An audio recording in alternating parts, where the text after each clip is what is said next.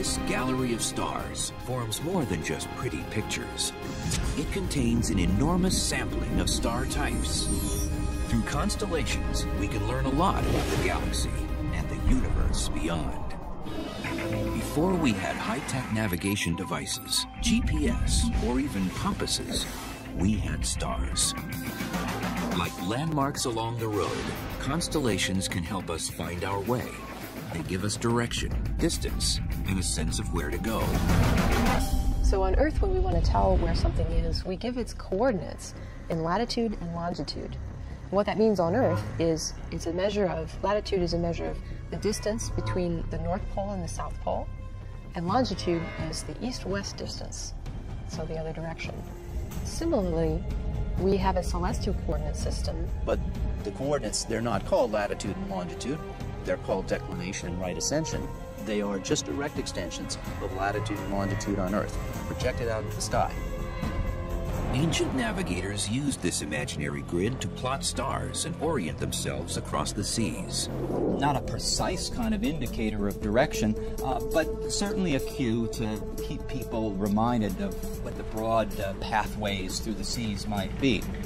By using a sextant, mariners were able to use guide stars like Polaris to navigate. This is a sextant. It's a tool used in celestial navigation. Once a celestial body hits what's called its lower limb to the horizon, you mark the position. Using the time and the numbers on this sextant, you can then use it in fixing your position at sea. Today's navigation uses man-made stars, satellites. With the use of our man-made stars per se, our GPS positions and differential GPS, we're able to fix the ship's position within a few yards instantaneously anywhere we are in the world. Now that GPS has replaced sextants, celestial coordinates are more important to astronomers than they are to sailors. And even though the coordinate system gives them an idea of where to point their telescopes, the grid falls short in a serious way. It assumes all the stars are all the same distance from us, an assumption that's flat out wrong. When you look at the stars in the night sky, they all appear to be about the same distance away, as if they were in the same plane. The same happens when you look at a city skyline from a distance away, such as we are from the Chicago skyline. So while those buildings look like they're the same distance, they're really at many different distances away. The same is true of the stars. While they all look like they're at the same distance, some are close, some are much further away.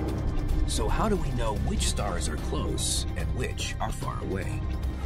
As it turns out, that's the most difficult question of all. That's been the single greatest frustration in all of astronomy. Looking at the night sky, even with telescopes, you cannot tell distances. That's been the holy grail of astronomy for centuries.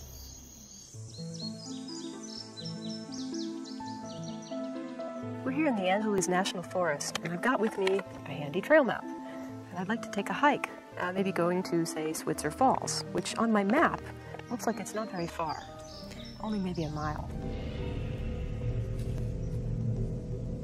But the trouble is, I could badly underestimate the difficulty of this hike because my flat map here fails to take into account one very significant factor, which is the elevation. So, in fact, my simple 1 mile hike could turn out to be a 5,000-foot climb. So does my constellation map fail to tell me about the true distance between two stars. Even though in a constellation they might look like they're right next to each other. In fact, one could be much farther away than the other, and I would never know it if I just looked at the celestial coordinates only. Like hikers in the woods, astronomers rely on clues to help them gauge the distances in our vast and mysterious universe. So when we're hiking in the forest, even if we don't have a map that tells us elevation, we can use our knowledge of the local topography and types of trees to tell us something about our altitude.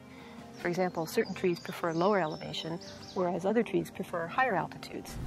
Similarly, astronomers use certain types of reference stars as guideposts, familiar guideposts, as a gauge of distance. The first tool in the astronomer's kit is the phenomenon of parallax. It's something we use on a smaller scale every day to see the world in 3 dimensions. The way to think of parallax is a very simple exercise that everybody can do. So take a look at your finger and look at something really, really far away. If you use your right eye and line up your finger with a distant object and then use your left eye, you'll see that your finger actually appears to move quite dramatically. This apparent shift is caused by the distance between our two eyes.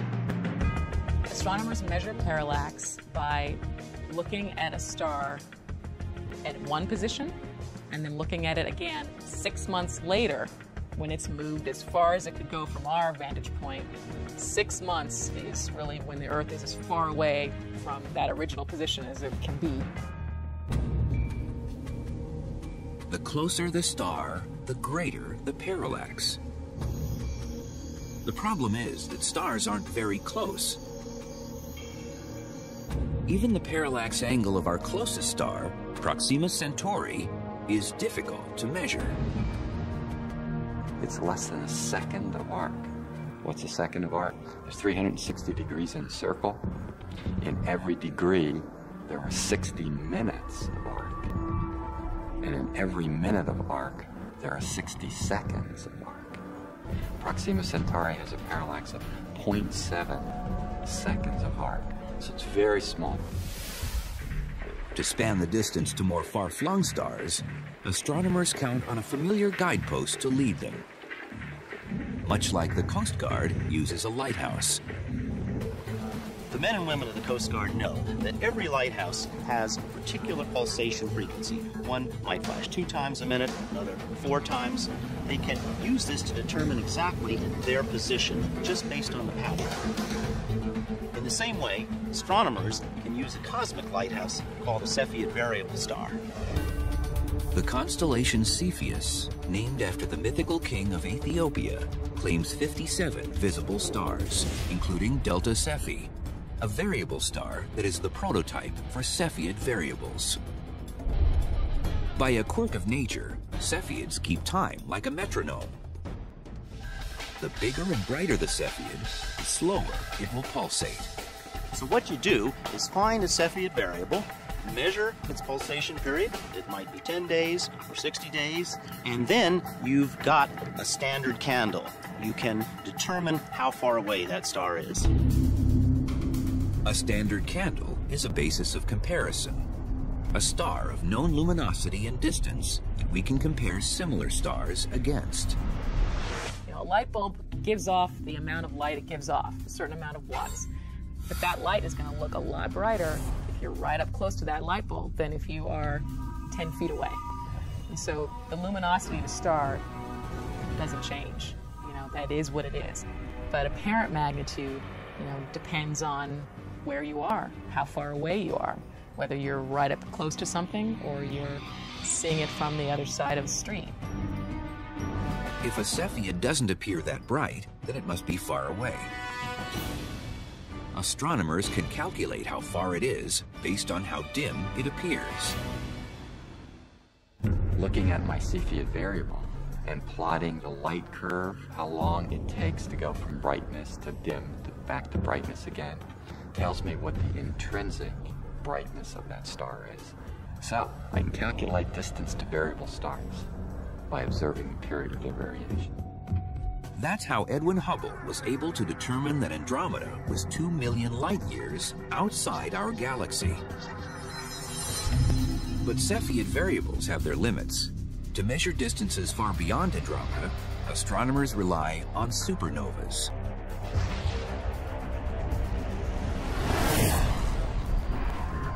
It turns out that supernovae can also be categorized as standard candles. Type 1a supernovae are all the same throughout the universe. We know how to calibrate them. And that's how we determine the distances out to the Big Bang, the very edges of the universe. Peering into the Big Bang, scientists can nearly see the beginning of time. 300,000 years after the Big Bang. Even our most familiar constellations have a lot to teach us about the cosmos. Orion, which is Greek for hunter, has 77 visible stars. Alnidak, Alnilam, and Mintaka make up the 3 stars in Orion's belt. In modern times, astronomers have hunted Orion, finding a variety of astonishing objects. When I see Orion, I also see the life and death of stars. Just below the belt, there's a little smudge called the Orion Nebula, and that's a nursery for baby stars, and you can actually see that with the naked eye. Orion has also bagged a pair of stellar gems. If you look at the upper left-hand shoulder of Orion, you see the red giant Betelgeuse. And if you immediately look right down to the lower right star, the star that's sort of his leg, you'll see the blue supergiant Rigel. Betelgeuse, as a red supergiant, is a star in its death throes. A red supergiant is a star that is actually quite a bit cooler than our sun, but much, much larger. Betelgeuse is 14 times more massive than our sun. When it runs out of nuclear fuel, Betelgeuse will become unstable and implode in a colossal supernova. It can detonate at any time. And when it explodes, it will light up the entire night sky, and it will even be visible during daytime. And maybe it's already blown up. It's 427 light years from Earth, which means that perhaps it has already exploded, but light hasn't had time to reach us yet. The supernova will draw more attention to a sky that's been captivating us for thousands of years. The ancient Egyptians consulted the heavens to tell them when to plant and when to harvest. Every star possessed a sacred meaning. They called Sirius in the constellation Canis Major the star of Isis. Sirius's appearance before dawn during the summer solstice forecasted the annual rise of the Nile River. Other constellations, like Orion, might have had a certain architectural significance. Egyptologists have often asked the question, why did the ancient Egyptians build 3 great pyramids that are slightly misaligned? Did they have bad ruler sticks thousands of years ago? The 3 pyramids seem to be aligned to the 3 constellation stars of Orion. What does this alignment mean? Was it a coincidence, or were the pyramids intentionally engineered this way? The pyramids of Giza seduce us with archaeological mystery and historical intrigue. Some scientists think the pyramids have a certain astronomical importance. It has been claimed that the layout of the 3 major pyramids on the Giza Plateau, including the Great Pyramid, are set on the ground to mimic the 3 stars in Orion's belt. It's one of my favorite connections between events on Earth and events in the sky. But the ancient Egyptians didn't see a hunter in Orion like we do. They saw Osiris, god of rebirth. Some speculate that air shafts within the Great Pyramids were specifically designed to catapult the souls of pharaohs to the heavens. In those pyramids, we have 2 different shafts. In those shafts, one points north, one points south. The south shaft points toward Orion. So the soul of the pharaoh would be launched through that shaft in order to be connected to Osiris, Orion, and be resurrected again, enjoying eternal life. But others are a bit more skeptical. In order to make it match correctly, you have to flip it upside down on the ground or in the sky. That the Egyptians did place an importance on north and on south in the pyramid. And it doesn't make any sense to say, well, yes, they lined the stars up right, but then when it came to mapping on the ground, it was perfectly okay to flip everything around and make it upside down. The north shaft points toward one specific star. The one pointing north points to the pole star at the time, 2,000 years before Christ, 2000 BC, 3000 BC, and that pole star was Thuban. Thuban is located in the constellation Draco, or the Dragon. Draco has 79 visible stars. Thuban has been replaced by our generation's pole star, Polaris. Polaris illuminates the Arctic, governing our sky as a beacon over the North Pole. Lying in the constellation Ursa Minor, it's 2,500 times brighter than the sun. outshining its companion stars, Polaris A, B, and B.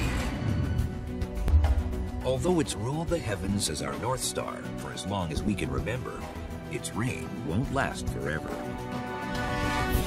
As Earth orbits the Sun, it teeters back and forth. This wobbling is called precession. If Earth was a perfect sphere, it wouldn't precess. But the gravitational poles of the Moon and Sun tug at the bulging equator, upsetting Earth's spin. Now the Earth is like a gyroscope or a spinning top. Notice that if I spin this very rapidly, and then I move the axis, it points in the same direction. This is the Earth pointing toward Polaris, that as the Earth goes around the Sun, it always points in the same direction. However, precession is caused by gravitational interference, so the Earth begins to wobble. As Earth wobbles, its axis draws a circle in the sky. It takes 26,000 years to make one complete circle. The North Celestial Pole will move further and further away from the position of Polaris. In about 14,000 years from now, about halfway around its circle, it will be very close to the bright star Vega. But because Vega is so much brighter than any other star in that part of the sky, it will be a very significant North Polar star. In 26,000 years, Earth's axis, centered on the North Pole, will make one complete circle, and it will point back to where it is today. And Polaris will overthrow Vega and reclaim its title as our North Star.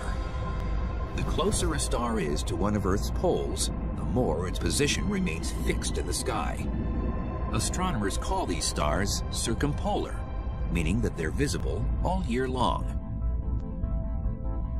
In fact, all of the constellation of northern stars, such as the Little Dipper and the Big Dipper, just go around in a fairly small circle. So the result of that, they go around Polaris without ever rising and setting. The further south you go, the more constellations actually rise, say at the beginning of the night, set at the end of the night, and so they don't have that magical property. Stars vary in size, density, and also brightness. Instead of shining with a steady glow like most stars, variable stars pulsate, brightening and dimming in a hypnotic pattern. A variable star is like a pot of tea. You take a kettle and put it on a burner, and it starts to expand, and then it releases its excess energy and then drops. And then it starts to build up pressure, and then it drops again. So kind of in the same way, the variable star's atmospheres expand and shrink with time, and this makes the star appear to get brighter and dimmer. Sometimes this happens over a matter of hours, sometimes it can be days or even months. A special class of variable stars called T-Tauri stars pulsate because they're young and unstable. Like stubborn teenagers, T-Tauri stars have erratic outbursts. Except their tantrums involve a struggle with gravity. As the nuclear forces push it outward, gravity pulls it back in, and it misses that equilibrium position, sort of like a pendulum, and it oscillates back and forth. T-Tauris will outgrow their pulsations. As they age, they'll reach equilibrium, becoming stable stars. In fact, before our Sun matured, scientists think that it used to be a T-Tauri. This probably gives us our best look at what our solar system and our Sun looked like when it had just formed, in its earliest evolution. And we know that, for example, that the clouds of dust and gas around these stars are very messy, and it must have been a pretty violent scene with many lumps and chunks of rock colliding into each other and bombarding each other. The first T-Tauri stars were identified in the constellation Taurus. Taurus, the bull, possesses 98 visible stars. Aldebaran, a red giant star, is the bull's bloodshot eye. Taurus is one of the zodiac constellations that lie near the plane of the ecliptic. It's called the ecliptic plane because that's the only circle around the sky where eclipses can occur. The moon has to pass through the ecliptic, for example, in order to give us an eclipse of the sun. It's also the path that our Earth travels along as we orbit the Sun. 8 degrees above and below the ecliptic lies a region called the zodiac. Every constellation that falls within this band is referred to as a zodiac constellation. At any given time, the sun is in a constellation of the zodiac. The sun lies between us on the Earth and a certain constellation. Because we orbit our sun, the sun appears to move through zodiac constellations that are fixed in the sky. During nighttime, the opposite portion of our sky is lit by the sun. Astrologers linked each of the 12 zodiac constellations to the month that the sun passes through. So, in June, the sun sweeps through Cancer, and in July, it glides across Leo. But you see, there's a problem with that. Each constellation is of different sizes. Some are small, some are big. It takes the sun 7 days to pass through Scorpius, the smallest zodiac constellation, and 44 days to clear Virgo, the largest. So you cannot divide the year into 12 equal pieces with 12 equally shaped constellations. A lot of people put a great deal of significance on their zodiac sign, their sun sign. But in reality, since the Earth is precessing, the constellation in which the sun appears today is different from the constellation in which it appeared 2,000 years ago. So the next time someone tells you that you're competitive because you're a Scorpio, tell them, well, you know, today I'm really not a Scorpio anymore. From the infamous "what's your sign" line to predicting fortunes and defining personality traits, the 12 signs of the zodiac have played a substantial role in pop culture. But where do these signs come from? And who named the stars? We have original names for stars, in some cases that came to us from Mesopotamia. Some names were added to the stars by the Greeks and the Romans. Some of those survived, some of them did not. With the collapse of the Roman Empire in about 450 AD, much of this knowledge was lost. However, it was preserved by the Arabs. In fact, much of astronomy survives today because of the Arabic astronomers preserving and augmenting the calculations and work of the Greek and Roman astronomers. In 150 AD, Greek scientist Claudius Ptolemy merged his own observations with historical writings, labeling more than 1,000 stars. And out of all the constellations that cover our skies, we've learned that 12 are zodiac constellations. But in reality, there are 13.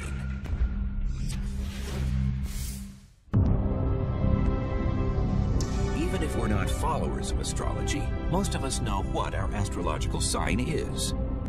What most of us don't know is that instead of having 12 zodiac constellations, there are actually 13. Ophiuchus, which is Greek for the serpent bearer, is our forgotten sign.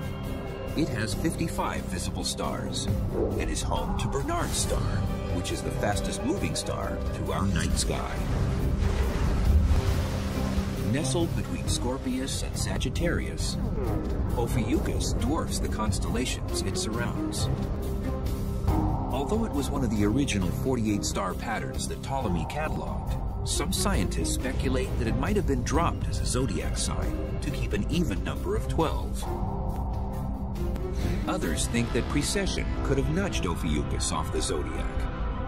But the real answer remains a mystery. The only star in the universe that doesn't belong to a specific constellation is our sun. Comparatively speaking, the sun is a typical aging star with an average mass. But stars that have about 50 to 100 times the mass of our sun are called Wolf-Rayet stars. The brightest observable Wolf-Rayet is called Gamma Velorum in the constellation Vela. These massive stars are incredibly luminous and are in their final stages of evolution. The reason they get so luminous, that they're pouring out energy and radiation so furiously, it's actually powerful enough to push off the outer layers of the star's atmosphere. These stars literally evaporate themselves from all the heat and radiation that they're generating, leaving behind just the very, very hot central core. Although scientists haven't directly observed the death of any, they speculate that Wolf-Rayet stars will end their lives in colossal supernova explosions, or possibly collapse into massive black holes. But before they do, they put on a very spectacular show of blowing out all of their outer layers of gas into the interstellar medium. Today, our network of ground and space-based telescopes allows astronomers to see any point in the sky. But ancient astronomers in the northern hemisphere couldn't see that the southern hemisphere looks out on an entirely different view. If you're in the southern hemisphere, the most prominent feature in the night sky is the Milky Way. And in the Milky Way, you have these zones that are dark. They're dust clouds. But when you look at them from Earth, they're just dark. Against the backdrop of a very bright Milky Way and all the stars, it's the most noticeable thing. These dark clouds appear as holes within the Milky Way's starry swath. There's such a distinctive pattern, these holes, that some civilizations, in particular the Incas in South America, identified these black splotches, these absorptions, as constellations themselves.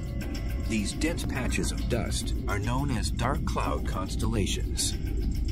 There is an amazing, complete blackout of stars in a region near the center, the direction near the center of the galaxy, and it's called the coal sack. It's just such a dense cloud of dust. It just blocks out all the light from the stars behind it. Today, the coal sack lies in the constellation Crux. Crux, commonly called the Southern Cross, is the smallest constellation, and 20 stars are visible. Sailors relied on Alpha and Gamma Crux to locate the South Pole, since there is no pole star like Polaris in the southern hemisphere. As astronomy developed, the scientific community realized it needed to unify the names and shapes of the constellations. In 1922, a group formed called the International Astronomical Union. They were sort of the political body of scientists assigned to divide up the sky, set up boundaries so that everybody could agree, here are the boundaries. Those boundaries were based on historic constellations. The IAU adopted most of Ptolemy's original constellations and added more to include every visible star with no overlaps. Some of them were named more recently in the Southern Hemisphere when Western Europeans got a really good look at the southern skies. In all, 88 official constellations cover the night sky, but there are other small collections of stars that form obvious patterns called asterisms, like the Little Dipper and Big Dipper. The Big Dipper is made out of Ursa Major's brightest stars. Ursa Major, or the Great Bear, has 71 visible stars. The Big Dipper is recognized by its resemblance to a ladle. The Big Dipper is probably the easiest object in the sky to find, even if you don't know anything else. For being such a familiar asterism, the Big Dipper is still full of surprises. The second star in its handle, named Mizar, looks like a single point of light, but a closer look reveals that it's 5 blazing stars. Cygnus, the Swan, claims 79 visible stars. A star named Deneb is a thermonuclear powerhouse that forms the Swan's tail. At 200 times the diameter of our Sun and as much as 250,000 times as bright, Deneb is one of the largest examples of a white supergiant star. It's a star in a very unusual phase of its evolution. There's very few stars like that, and they don't spend very much time of their lives in such a high luminosity state. White supergiants are rare because the star is transitioning from a red to a blue supergiant, a phase that only lasts a few million years. This may sound like a long time by human standards, but for a star, it's less than 1% of its lifetime. For a constellation named after a graceful bird, Cygnus bears the scars of a violent past. So Cygnus is also home to something called the Cygnus Loop, which is a supernova remnant. There was a star that blew itself to bits, basically. A gaping black hole called Cygnus X1 lies in the Swan's heart. Cygnus X1 is an 8.7 solar mass black hole, so it's 8.7 times the mass of our sun. It's orbiting another star. Cygnus X1 was the first black hole to ever be recorded. In fact, we first detected Cygnus X1 not so much because of the black hole, because it's black, it's very hard to see, but because of its effect on its companion, which is this giant star. And in fact, the black hole is slowly devouring the companion, and eventually will probably swallow it up. And when it does, a constellation will lose a star, and our perception of the night sky will change forever. Our night sky is in constant change. Within each constellation, stars are born, while others are swallowed by black holes. Every supernova explosion, exotic star, and nebula has one thing in common. They are identified by the constellation they're located in. But even before we invented high-powered telescopes to see them, constellations served an important purpose. They brought people the nightly news that they dared not ignore. It was a question of life and death. You see, the night sky is a calendar. That was the very first scientific invention of us humans, the calendar in the sky. The rising and setting of the sun, the changing phases of the moon, the seasonal reappearances and disappearances of the stars. People see that there is, in fact, an order to the world. They, in fact, see order in the sky that is useful for them to anticipate what's happening on the Earth. That's a tool for survival. When you look at the sky, you see these groups of stars that are connected to important events that will prompt you to behave in certain ways, or to move in certain ways, or to plant or harvest.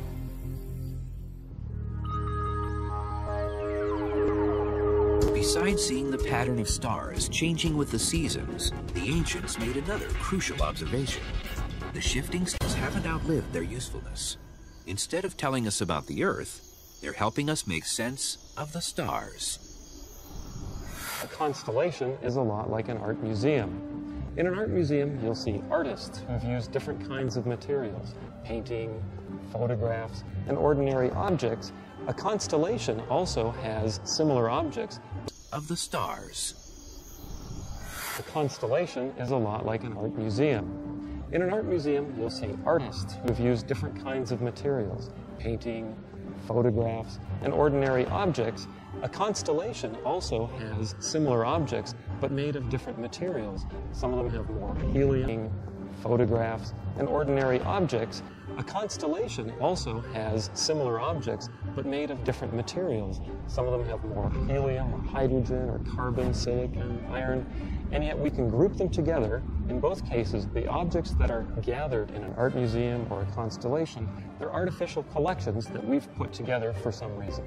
Like countries, constellations divide the sky into territories. When you say Orion, I know exactly what part of the sky you're talking about. So to an astronomer, a constellation really is kind of a handy map. It's just a way of organizing things, so we kind of know where stuff is. And even though the night sky is infinite, we can see only a sampling of stars before dust and distance blocks our view. You'll probably see on a very dark night maybe 1,500 to 2,000 stars with your naked eye, if you're not using binoculars or anything. So what we're seeing is only a tiny, tiny fraction of what's really out there. That would be sort of like looking at the whole population of the United States, 350 million Americans, and seeing 5 people. Centaurus, or the Centaur, contains 101 visible stars. 2 of its stars, Alpha and Beta Centauri, are the brightest stars in our night sky. Centaurus holds Alpha Centauri, the star nearest to the Earth after our own sun. And a closer look reveals that Alpha Centauri is actually a triple star system. It's not unusual for stars to share the spotlight with 1 or 2 orbiting co-stars. In fact, it's the norm. Over 60% of the stars you see in the heavens are actually double stars, triple stars, quadruple stars. Our sun is an exception. Our sun apparently has no companion. While our sun makes its lonely voyage through space, the stars of Omega Centauri never lack company. It is the brightest globular star cluster that you can see without a telescope, just with the naked eye, because it is a giant cluster of about 10 million stars. Omega Centauri is the largest star cluster in our galaxy. These tightly bound stars all have different, complicated orbits, but they still manage to move together as a single group. Where the cluster comes from is anyone's guess. It's an unusual object, and a lot of astronomers suspect that this might be the center of a galaxy which got consumed by the Milky Way when it fell in. It certainly happens fairly often that big galaxies are cannibals and they eat little galaxies, and Omega Centauri may be a remnant of this process. The light from Alpha Centauri takes about 4.2 years to reach us. But when we look at Omega Centauri, we're seeing light that's traveled 16,000 years. That's some indication of how large Centaurus really is. It also shows that a constellation exists only in our mind's eye. And each star, like every piece of art, begs to be explored.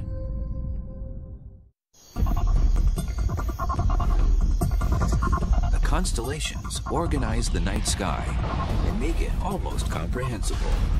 As we gaze at the twinkling lights, it's easy to forget that each is one of billions of blazing suns, fusing elements and possibly creating new worlds. Our distance gives us no sense of the star's power. It also gives us no sense of the endless depth of space we're peering into. The flat plains of the constellations are an illusion. As you start getting away from the sun by several light years, the nearby stars begin shifting relative to the more distant background stars. So the constellations start distorting. By the time you're out at 10, 20, 30 light years, you probably would recognize few of the constellations. So if you lived on a planet going around Vega, let's say, that's 25 light years away from here, you'd have a different set of constellations in your sky. Millennia of stargazing have made the grand sweep of the constellations predictable. Our rotation around the sun carries us through their annual cycle. The stars in the constellations are in constant motion, not just as the galaxy spins, but also as each star's gravity tugs and pulls on its neighbors. The fastest motion of the stars is 150 miles per second. We don't have any man-made object that can go that fast. The random motions of these stars with respect to each other are more like 10 or 20 miles a second, and that is comparable to the speed of our fastest spacecraft. That's, of course, way, way faster than a high-speed bullet. The stars are always moving, and their distance from us masks their enormous speed. It's like looking out the window of a speeding automobile. The fence posts and trees closest to the highway whiz by, while the distant landscape creeps slowly past. Over our lifetime, in fact close to 1,000 lifetimes, most stars don't appear to move at all. It just intrigues me to think that if I could find one of our, quote, recent relatives, a Cro-Magnon man, for example, he would probably correct me because he would be more familiar with the sky and he would know the constellations a little bit better than the people do today. But little by little, our star maps are reaching their expiration dates. In 10,000 years, the stars would be noticeably different. The constellations would be noticeably different from what we see now. In 500,000 years, they'd be unrecognizable. And if you truly could see a time-lapse photo over a period of 1 million years, you would in fact see stars racing around the sky. The constellations are a snapshot, a flattened portrait of the night sky. And like a portrait, it's a good likeness, but not the whole story. If we could fly into space and see them from another angle, these old familiar star formations would be unidentifiable. But right here, right now, the 88 constellations provide reassuring guideposts while reminding us of our past. The constellations really don't fulfill the functions that they fulfilled originally for the people that devised them. For them, there was a direct cause and effect connection between something that was of interest to them and their lives. They watched Sirius because it was a seasonal indicator.